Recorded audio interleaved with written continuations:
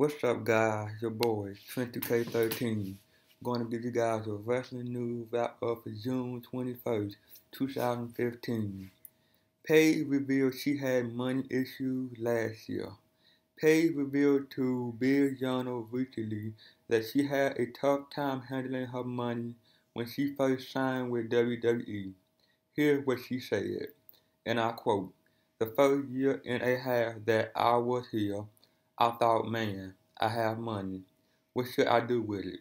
Save it? No. I would buy stuff immediately. But I got into a lot of trouble. I had to get surgery. I got into a car accident, and someone took all of the money I had in my bank account. And all of it came at once, and I fell into debt. After that, I learned that I needed to be very smart with my money." News from Samoa Joe's final Ring of Honor event. Samoa Joe wrestled his final event for Ring of Honor on Saturday night in New York City. He teamed with AJ Styles to defeat Always Tag Team Champion Christopher Daniels and Kazarian in a non-title dark match that took place after the TV taping. The reason it was his last Always match is because he recently signed a full-time contract with WWE. They are going to allow him to finish his independent booking into early August, but after that it's WWE only. This match was originally scheduled to be a part of the TV taping that took place on Saturday until WWE shut it down because Always aired on Destination America Now. According to Mike Johnson of PW Insider, the match ended with Joe hitting a muscle buster and Styles hitting a style clash, leading to the win for their team. After the match, Joe did a speech about how the best wrestler in the world competed in a Always ring. He said that if this is the last time he in a Always ring, he going to carry on what it meant to be in Always and show it with his heart to everyone in the world. Joe ended the promo saying that he is Samoan Joe. He is pro wrestling, and he is that because he wrestled in Ring of Honor. Other members of the Always locker room showed him respect as the night came to a close. Backstage news on why John Cena beat Kevin Owens. The reason that John Cena beat Kevin Owens in their second match at Money in the Bank was because of Cena merchandise sales dropping, as well as live event ticket sales decreasing, according to Brian Alvarez on Wrestling Observer Radio. Since there were only 2 weeks in between Elimination Chamber and Money in the Bank, there must have been a noticeable difference in Cena's number if that was a main reason to book the loss. There's no word on if the plan was for Owens to win the second match or if it was going to be Cena win all along. There was also further speculation from Alvarez that Owens will be dropping the NXT title to Finn Balor in Japan on July 4th. So there's a chance that Owens could beat Cena for the US title in their third match, likely at Battleground on July 19th. If Cena loses the US title, he could get back in the WWE title picture soon after. It is believable that merchandise sales will go down a bit if Cena was seen as a mid-carder. After all, he hasn't wrestled in a pay-per-view main event this year because the focus has been on the likes of Seth Rollins, Roman Reigns, and Dean Ambrose, while Cena has held the US title, which wasn't considered that important before he won it. Cena still headlines nearly every live event that he owns because he's the biggest draw in the company in terms of selling tickets as well as merchandise. Some fans may be sick of Cena, but WWE will always do what's best for him because of his status as the face of the company. WWE Raw Preview: Brock Lesnar and John Cena advertised. WWE Raw tonight takes place in Indianapolis, Indiana, with the advertised appearance of Brock Lesnar and John Cena. the latter who missed WWE television last week. There will probably be a promo from Lesnar along with his advocate Paul Heyman, who were both off Raw for about 3 months following Lesnar's storyline indefinite suspension. Rollins spoke confidently on SmackDown when Lesnar wasn't there, but with Lesnar in the house on Raw, it may be a different story. Cena will be back to respond to Kevin Owens' vicious attack on him at Money in the Bank, as well as Owens' attack on Machine Gun Kelly on last week's Raw. Owens issued a challenge for Cena's U.S. title last week, so it's likely that Cena will accept that, leading to a match at Battleground. As usual, WWE.com has posted some questions about the show and what we might expect to see tonight. Will the Architect crumble before WWE Battleground? Is Paige fighting a battle she can't win? Will John Cena address Kevin Owens' U.S. title challenge? Are Bray Wyatt mind game working on Roman Reigns? Has the sun set on the New Day? There are no matches announced for the show because they typically don't do that until about an hour before Raw starts. It's expected that there will also be a lot of hype for Tough Enough, which debuted on Tuesday night on USA Network. The post-Raw dark match is advertised as John Cena, Roman Reigns, and Dean Ambrose versus Seth Rollins, Big Show, and Kevin Owens in a 6-man tag match. Chyna wants to settle her issues with WWE. Chyna has released a video proclaiming that she wishes to bury the hatchet with WWE and hopes to be inducted into the Hall of Fame one day. Uploaded to her own YouTube account, the former WWE Intercontinental Champion talked glowingly about her run in the company and how they were the best days of her life. She goes on to reveal that a lot of the issues between her and the company are actually a personal thing between herself and Hunter, as well as Vince. She added that she has gone to WWE office to try to open a dialogue to have an audience with them, to try to talk about everything that had happened. That was last week as part of a documentary film she is making about her comeback. But WWE didn't talk to her. To end the video, the camera focused on her face as she said, and I quote, "Hunter and Vince, may I please have a meeting so we can make amends and bury the hatchet?" There is no word on the matter from WWE's side, although they are probably going to be reluctant because she publicly made an accusation that Triple H hit her when they were dating, which led to Triple H releasing statements saying that her accusations were false. Could WWE really trust her to be professional in that situation? In terms of her time in WWE, Chyna is definitely worthy of a spot in the Hall of Fame because of her gender barrier-breaking career as the only female to win a major man title in WWE, as well as being the first woman to compete in the Royal Rumble match and to wrestle men on a regular basis, and being a significant and popular draw at the height of the Attitude Era.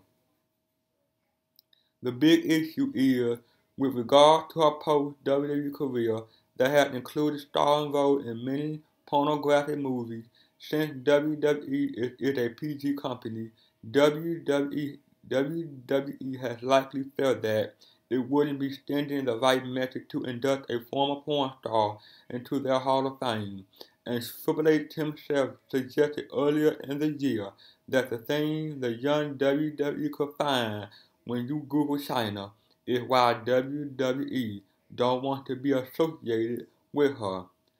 News on Samoa Joe and more coming out of ROH Best in the World pay-per-view. PWInsider.com is reporting the following news coming out of this past weekend Ring of Honor Best in the World pay-per-view.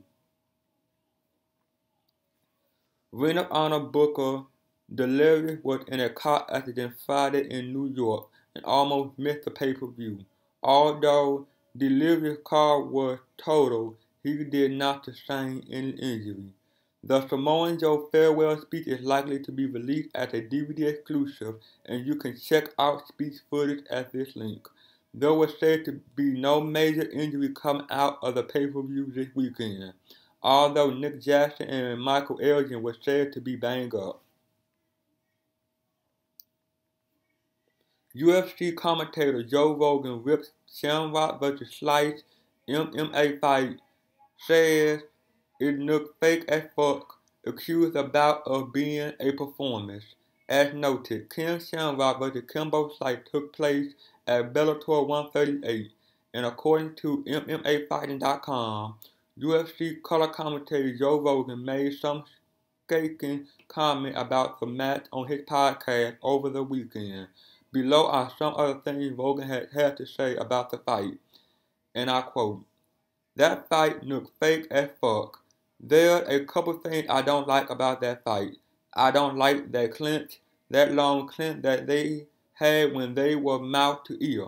They were mouth to each other's ear for a long fucking time. When Ken did take Slice down, he never hit him once. How about that? He never hit him. He had him down. He had him flattened out. He not blasting him with punches. He got him flattened out and he not hitting him. That doesn't make any sense.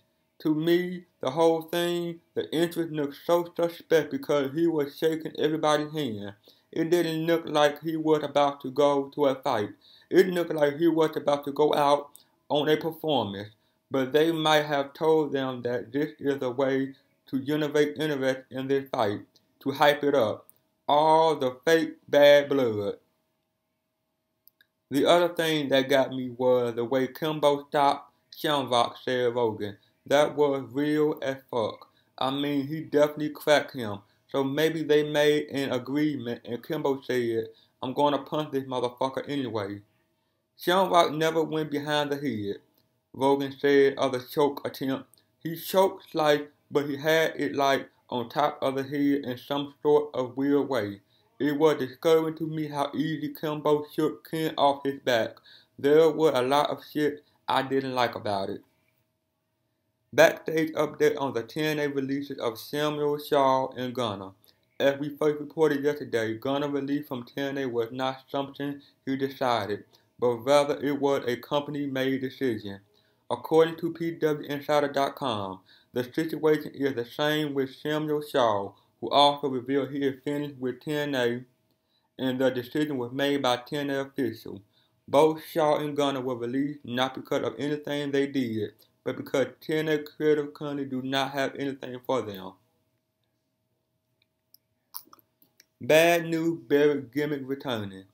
WWE has released several new merchandise items, and interestingly, one of them is a King Barrett shirt which says "The King of Bad News." As seen on WWE TV, the Bad News Barrett gimmick was dropped in favor of the King Barrett gimmick following Barrett went on the King of the Ring Network special. WWE teasing Big Lesnar and Rollins showdown on Raw. WWE is teasing a big in-ring showdown between Brock Lesnar and WWE World Heavyweight Champion Seth Rollins on tonight's Raw from Indiana. Renee Young talked Magic Mike. Renee Young will be interviewing some major names for an upcoming edition of her Unfiltered WWE Network series. This Wednesday, she talked with WWE Hall of Famer Kevin Nash and the cast and crew of the upcoming Magic Mike XXL, including Channing Tatum and Joe Manganiello.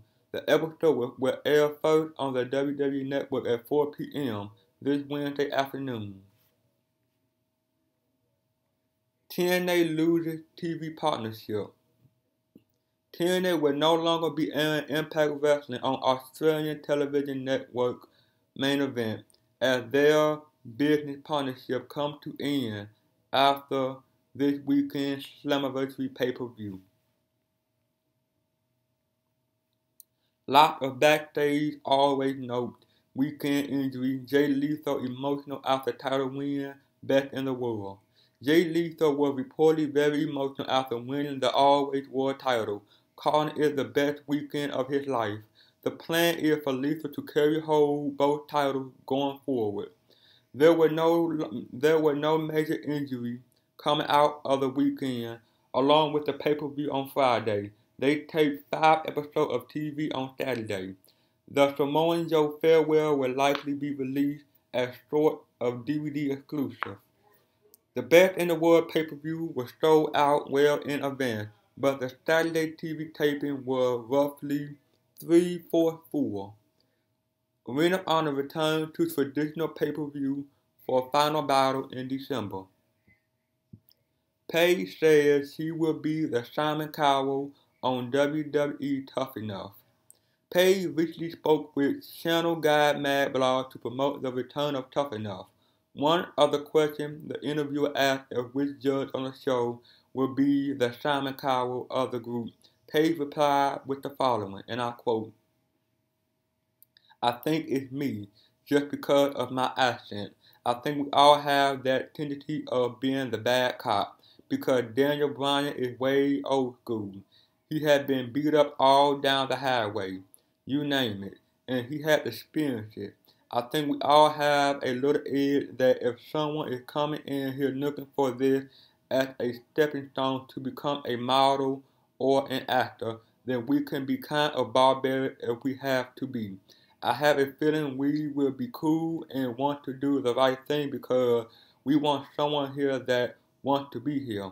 I think there is that fine line that if they cross, I just think there is that little edge that we can all become Simon Cowell if someone steps out of line and doesn't respect this business." And finally, Charlotte being called up to work with Paige and Bella Twins storyline. Brian Alvarez speculated on Wrestling Observer Radio that he doesn't believe that Charlotte will be called up in the current ongoing storyline with the Bella Twins and Paige. He mentioned Sasha Banks as a likely candidate. Well, that is, guys. Like, comment, subscribe. See you guys on the next one. Peace.